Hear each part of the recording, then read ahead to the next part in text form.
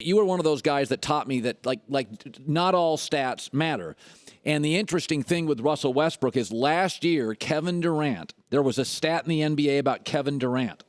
And you know what the stat is about getting tough shots. Explain, Doug, that to our audience, why sometimes Westbrook's assist numbers can be a little bloated. Well, because, look, as a guy who led the country in assists, okay, I can tell you that some of it is you create shots for others. Some of it is they create assists for you, right? If you want to play somewhere with talent because they just make, you pass to a guy who comes open, he makes a shot. You didn't really create that shot. His skill, his natural gifts. A great player sometimes makes a shot, and you didn't do anything. Correct. But Kevin Durant led the NBA in shot attempts and makes with a guy basically closely guarding him.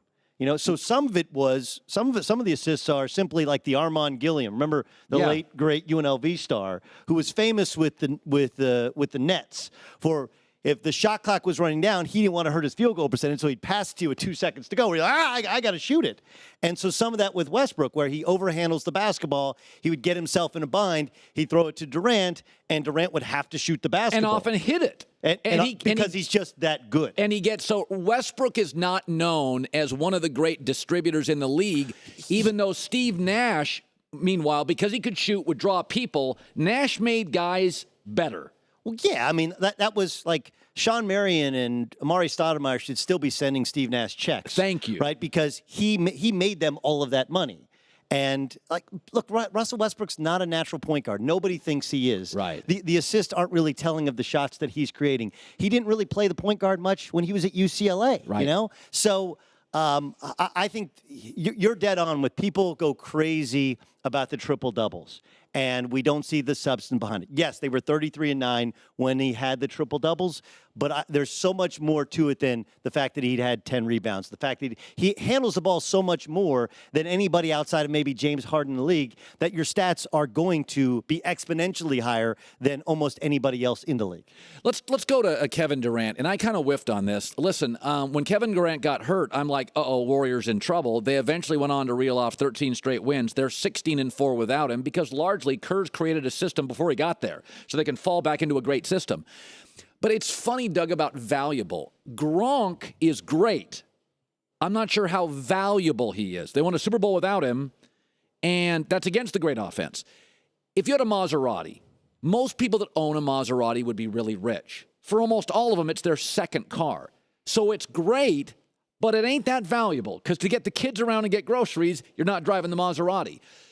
Does Kevin Durant have some of that where he ain't that valuable, he's just darn great? No, I think he's both great and valuable. It's just you don't have to see it against the Portland Trailblazers. The first thing is what's impressive about the Warriors during their 13-game winning streak right before the end of the season and in these two games. If you watched last night in the third quarter, they held the Portland Trailblazers with two elite scores to 12 points.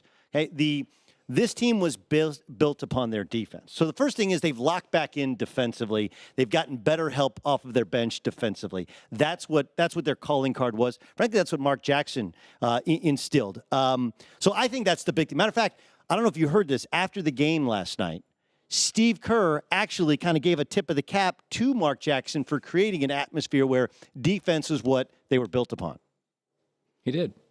People want to talk about the shooting in the backcourt and all that stuff, but this has been a great defensive team for a while. Since before I got here, they were a great defensive team. So it's really been the hallmark of this club for about the last 5 years. So to me, that one, it speaks to who Kerr is, that he's giving credit to Mark Jackson. Two, he understands what his team is.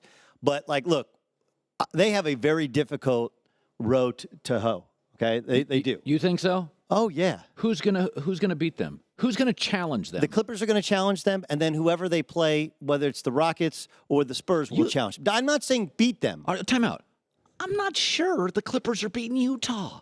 I'm not either. We went to that game, Doug, and you and I looked at each other in the fourth quarter. We're like, how is this a 7-point game? Because their bench stinks. Because right now, JJ Redick can't get a shot against the Jazz, and Jamal Crawford looks as old as he is for maybe the first time in his career. I mean, he's kind of a chuck and duck guy right now. You like a guy? You think Golden State's going to get challenged? Yes, I think they'll get. I think Golden State wins the series, but in terms of being challenged, in terms of being pushed to 6 games, to 7 games, wow, yeah, absolutely. Man, I don't at all. I think in fact, I think Cleveland has essentially this year, almost to a fault, said, we are so sure they're getting there, we're just going to load up with 3-point shooters. Oh, there's no question that they have constructed their team in order to compete against the Golden State Warriors. Just a one team. But do you think that Cleveland will be challenged by Toronto? No, I don't think either one will be overly challenged. The difference between your opinion and mine is we don't think Cleveland's going to be challenged. We think Golden State's going to get there. I don't think the challenge is going to be as brisk as you think it is. Look, I think when Golden State plays their A game, no one in this league is beating them. They're outrageous. When Kevin Durant is there, the floor is so wide open. Because that was really the argument, and it goes back to the contested shots he took last year, which is like, look at how many open shots Harrison Barnes has. If we put you in Harrison Barnes, can you imagine, forget about having single coverage. You always face a double team or severe help. All these guys, in the NBA, the term is gravity. Right? Yes. You want players that can shoot the basketball so that the defender has to stay close to them like they're a planet and somebody's in their orbit. They have gravity. The Warriors have, at times, 5 players with gravity. So when they're hitting shots, the floor is wide open. That's why they're able to get layups and easy cuts to the basket because you respect their shooting so much. Their A game is better than anybody else's. But there are going to be games to which they get bludgeoned, they get bogged down. We were at that game. The other part I mentioned to you with the Clippers is the NBA playoffs are so much more physical than regular season. Oh, God. It's officiated at a completely different style than the regular season. And when you can muck it up, that favors the Clippers. When you can muck it up, that favors the Spurs. Or maybe doesn't favor the Rockets. It certainly doesn't favor Golden State. No. You know what, let's talk about that because Doug and I went to the Clipper game the other night, and he was a great all-time college basketball player. And one of the things you said to me, easy. What? I was a nice player. You were a great all. You were the Bobby Hurley was a great all-time. He won 2 national titles, 3 Final Fours, all time. I was a nice player. I do appreciate it. I love you, and I owe you a check for that. But easy. Okay, you were a very, very high-end college basketball player. Fair. Okay. By the way, more instrumental to winning games than Jimmer Fredette, but Jimmer had a cool name, shot a 3, but in the end, you made players better. Jimmer made Jimmer better. He's playing in China. You played in Israel. You played in a better basketball league. All right, he's averaging like 40 a game in China. That's pretty stellar, but okay. And giving up 42 on the other end. The point being is, one of the things we talked about was, I love Jerry West, but about 2 years ago, he's like, Charles Barkley says it. Oh, the basketball's terrible. Everybody's terrible. This is terrible. Doug, if you go back to the Pacer-Knicks series that we romanticize, 7 of the 10 starters couldn't shoot a jumper. When I'm watching basketball, I'm in awe of the talent. And Jerry West and Charles Barkley and Shaq, and they're telling me guys can't play. What is the truth about it? Because you practice, you'll in the offseason play with NBA guys at a gym. What is scouts and coaches. What's the level of basketball now? It's higher than it's ever been. It's baseball guys talk about all the young players, and Nolan Arenado hit a couple home runs at Dodger Stadium. And the depth of quality talent in baseball, the depth of quality young talent in golf because of Tiger Woods, the depth of quality talent in basketball is absolutely obscene. I mean, look, Wall and Beal last night, and look, I know you've evolved some on your John Wall. He was in my top 5 MVP candidates this year. John Wall is the best point guard in the East. Now, Kyrie Irving's a better scorer. John Wall is the best point guard in the East. I mean, he and Brad Beal are just thoroughly and completely dominating that series. Yeah. And he kind of gets lost because there's so much other talent. Like Mike Conley, I think, is a terrific player. He kind of gets lost because we got Steph. We got Lillard's a bit overrated. Think about this. You're right. You and I right now in the air. Let's name best point guards in the NBA, and you name them. Different. No, but it doesn't matter. Different. It doesn't matter the order. Just start naming elite point guards, and I'll count the number. Okay, Steph, Wall. I'd put Conley in there. I think he's more kind of true point guard. Kyrie, Russell Westbrook, James Harden, Damian Lillard. Yeah, Damian Lillard, who I would put below some of the elite guys.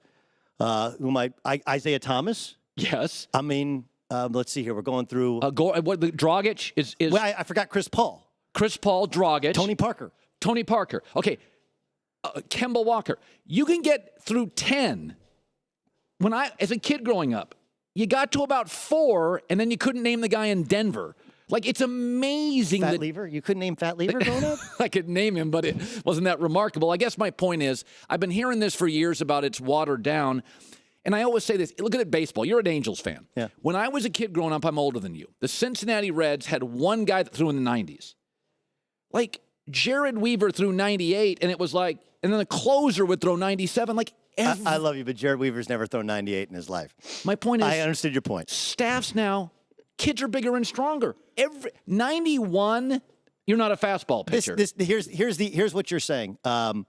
Skip has this unbelievable Corvette. Have you seen Skip's Corvette? No. Oh. How do you miss it? It's in the garage every day when you walk in. 650 horsepower. Never right? seen it. Like, so my dream has always been to get a classic car. To get a classic Corvette, like get a 66 Corvette. Yeah. Like, if I ever make some money in this business, like, honey, she knows I want a classic Corvette. But if you drive, and everybody's like, oh, nothing better than a 60. You know what's better than a 66 Corvette? A 2017 Corvette. Why? Because everything's better than it used to be. TV's better, radio's better. You're better than you were 5 years ago. Players are better. They've trained at a younger age. Are there things that we miss because we skip steps in childhood? Sure. But the level of talent is obscenely high in comparison to years in the past because everything is better. And anybody who tells you back in my day is that they haven't watched old film when they used to pick guys up at the free throw line. By the way, Charles Oakley, you love him. Anthony Mason, you loved him. Yeah. Couldn't make the league now. Can't shoot. Maybe. Well, they'd have to be a center. Hour 2 next.